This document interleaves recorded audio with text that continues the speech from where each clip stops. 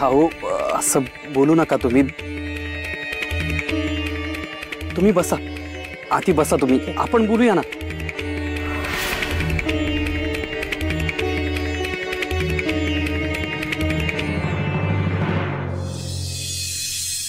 वा वा वा वा वा, आज आपलं घर कसं अगदी प्रसन्न वाटतंय नाही. ब्याट टळली एकदाची. काय झालं मठात? सांगते, नीट ऐका आणि तसंच वागा, नाहीतर ती गेलेली बला दुपटीनं जोर लावून परत घरात येईल. ती गेली म्हणून आनंद सोहळे साजरे करू नका. आपल्याला सगळ्यांना सावध असायला हवं. आपण कुठे कसले आनंद सोहळे साजरे करतोय नाही का. दिगूला विशेष करून जपावं लागणार आहे. अहो तेच तर म्हणतोय ना वहिनी. अहो दिगू आल्या आल्या लगेच विचारेल सखू कुठे गेली तर मग. रमाईनं काहीतरी ठरवलं असेलच ना. सखू माहेरी गेली आहे असंच दिगूला सांगायचं आणि बाकीच्यांना सुद्धा हेच सांगायचं. एकाला एक आणि दुसऱ्याला दुसरं असं नकोय. आपण वहिनी दिगू आपला हुशार आहे. तो ऐकेल का? त्याला हे खरं वाटेल का? आणि इतर कुणी काय घडलं ते दिगूला सांगितलं तर? जाऊबाई लगेच नवऱ्याची री ओढलीत. अहो बघू ना, कुणी काय सांगितलं तर पुढचं पुढे बघू. पण तुम्ही आधीच कशाला फाटे फोडताय? वहिनी आपण घरामध्ये लपवा छपवी उत्तम खेळू.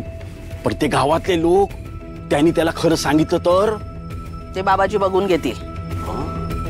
आणि भाऊजी तुम्ही तुमची चतुराई नको तिथे वापरू नका. आणि जो कोणी दिगूला खरं काय झालं ते सांगेल त्याच्यासाठी मठात नेणारी पालखी तयार असेल. आणि जो दिगूकडे चुगली करेल त्याला आयुष्यभर बाबाजींच्या मठात झाडलोट करावी लागेल. तेव्हा ही एक सुवर्ण संधी आहे. आपण जर याच्यात यश मिळवलं तर माणिकला सून म्हणून या घरात आणता येईल आपल्याला. पण त्यासाठी सावध असायला हवं.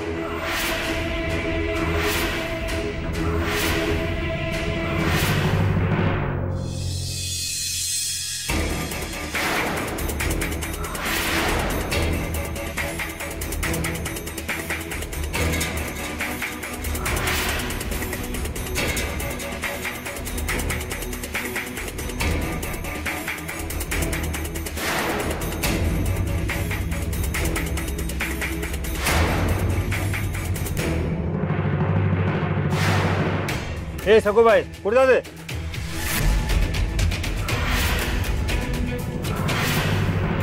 सखूबाई पळाल्या, सखूबाई पळाल्या, सखूबाई पळाल्या. पकडा पकडा तिला पकडा.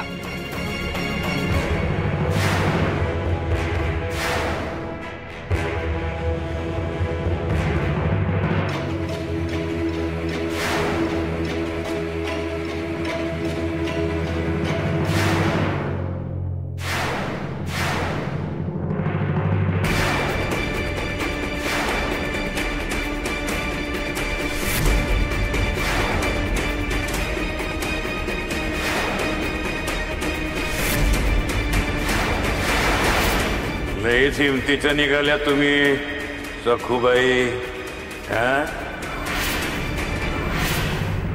इथून नागोजीच्या मठातून पळून चालल्या होय तुम्ही. नागोजीच्या मठातून? बुवाई, नागोजीची बुवाई. या गुहेत आत कुणी आलं तरी बाहेर कुणी जायचं आणि कसं जायचं हे समजा यो नागोजी ठरवतो. आणि तुम्ही तर अजून आमच्या पट्ट शिष्य असल्याचा स्वीकार बी नाही केलेला. मग तुम्ही तर आमच्यासाठी बंदीच आहात नाही का? मग असं तुम्हाला आम्ही जित्यपणे कसं बाहेर जाऊ देऊ? नाही की नाही? नाही नाही पळून चालल्या होत्या.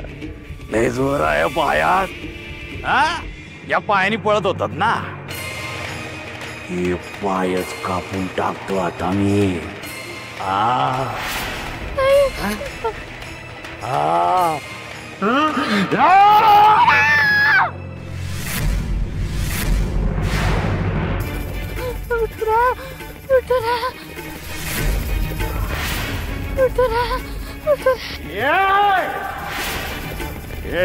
टुरायाचं नाव नाही काढायचं तोंडातून, नाही तर काय विचार करणार नाही. पाय कापून टाकेन.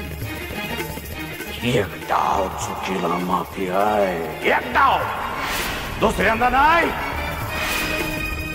पुण्यांदा जर असं काही घडलं तर मग यो नागोजी सोडणार नाही.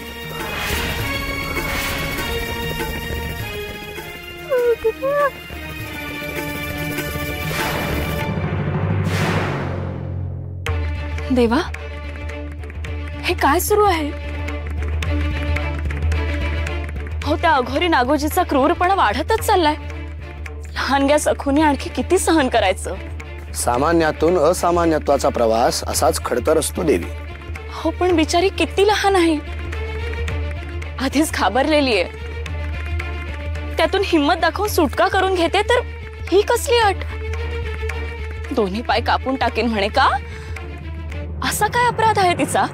तुमचा राग मला कळतोय देवी, पण हा लढा नेमका कशात आहे आणि कुणाकुणात आहे हे नीट समजून घ्या. एकीकडे त्या नागोजीची विकृत पाशवी शक्ती आहे, तर दुसरीकडे सखूची अढळ श्रद्धा आणि निर्मळ मनाने केलेली भक्ती आहे. तुम्ही मला उगीच वेगळं काहीतरी सांगितल्यासारखं का सांगताय? हा लढा मला ठाऊक आहे आणि हा चुकीचा आहे असं माझं मत आहे.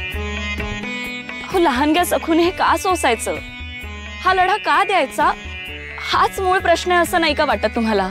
नाही वाटत हो देवी, मी तुम्हाला अगोदर सुद्धा सांगितलंय, पण तुम्ही भावनेने विचार करता म्हणून सांगितलेलं सगळं विसरून जाता. देवी, अहो, टाकीचे घाव सोसल्यानंतरच दगडातून देव आकार घेतो. मातीच्या मडक्याला सुद्धा आतून बाहेरून थपडा खाव्या लागतं. आगीत भाजून घ्यावं लागतं, तेव्हाच एक पक्क मडकं तयार होतं. हो, पण ही कसोटी सखूची आहे.